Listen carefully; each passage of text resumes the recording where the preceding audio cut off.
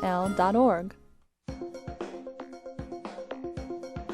Arguing for the end of adult marijuana prohibition is easy because we have facts, science, reason, compassion, evidence, truth, and logic on our side. It is even easier when researchers catalog it all for us. Learn how to gather the facts on marijuana use, arrests, seizures, rehabs, drug tests, and more in this edition of Drug War Data Mining. Welcome back, everyone. 22 after the hour, and today we get to take a look at the government's National Highway Traffic Safety Administration, which just on Friday issued a press release entitled NHTSA releases 2 new studies on impaired driving on U.S. roads. And the subhead of this was, Drunk Driving Declines While Drug Use Behind the Wheel Rises. So, if you just go off of that alone, it seems like we've got another one of these government warnings about the drugged driving panic, the menace of the marijuana impaired driver. Now that we've legalized the wacky weed, we're going to have mayhem on the freeways. But let's dig a little deeper into this, because according to these 2 studies, they've got one which is the National Highway Traffic Safety Administration's roadside survey of alcohol and drug use by drivers. This is one where it's a voluntary road stop where you can submit a saliva test, and then they just use this to generate demographics, and it's supposedly anonymous and not punitive, right? So like if they find that you're over the limit, they'll get you a ride home and you don't get charged with anything, right? So they can do this in states that don't have where it's unconstitutional to do a roadside sobriety check because it's not a punitive measure. They're just gathering data. So what they found in this is that drivers with alcohol in their system have declined by nearly 1/3 since 2007, and by more than 3/4 since the first roadside survey in 1973. Well, that's some fantastic news. Drunk driving is down by 1/3 since 2007. Gee, what else happened in America since 2007? 2007, and more specifically, actually, about 2009 is when most of the drug warriors point to the relaxing of marijuana, medical marijuana. There's the memos and such that allowed the dispensaries to move forward, and that increased the accessibility of marijuana. Funny how they never make that correlation that drunk driving is down as the marijuana legality has gone up. Something I noticed right away.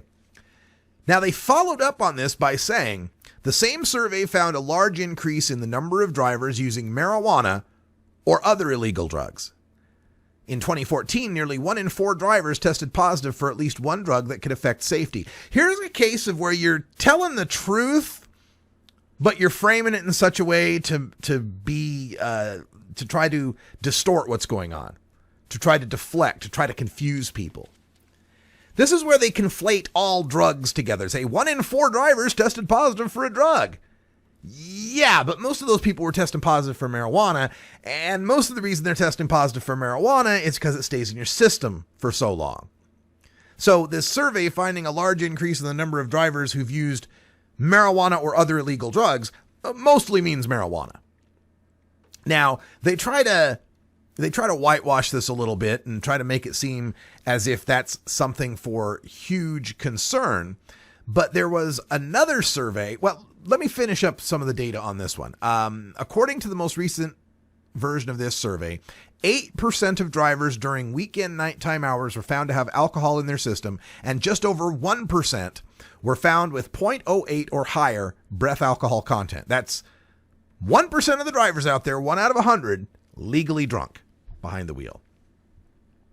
Then they complain that the number of weekend nighttime drivers with evidence of drugs in their system went up from 16.3% to 20% from 2007 to 2014.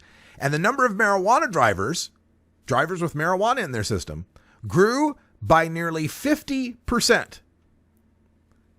Okay, but again, you've detected whether there's marijuana in their system. Have you detected any difference because of that? Any outcome because of that? Well, here's the kicker, folks. Here is the gem in this press release. The second study they conducted was to try to verify whether or not marijuana use by drivers is associated with a greater risk of crashes. We've heard this many times from the Kevin Sabet crew. We've heard that Marijuana use doubles your risk of a car crash. You're double the chance of getting in a wreck. 2 times the risk. Well, this time, in doing their due diligence, the researchers did the most controlled study of its kind and found that marijuana users are no more likely to be involved in accidents. That's right, no more likely than controls to get into a crash. And why did they find this 2 times greater in the past? Why has there always been this scare about the marijuana impaired driver? Because they failed to account for the demographics of marijuana users. Marijuana users tend to be young men. This was part of my presentation in San Bernardino yesterday.